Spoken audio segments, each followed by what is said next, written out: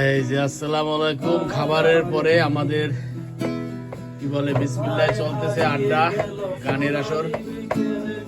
এই যে চলে আসছে আমাদের গায়ক দুইজন, মিজানও আছে সাথে।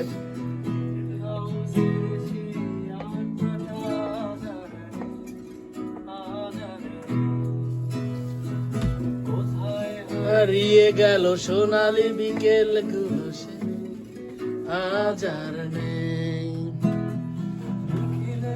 প্যারিসে আজ কোনো খবরে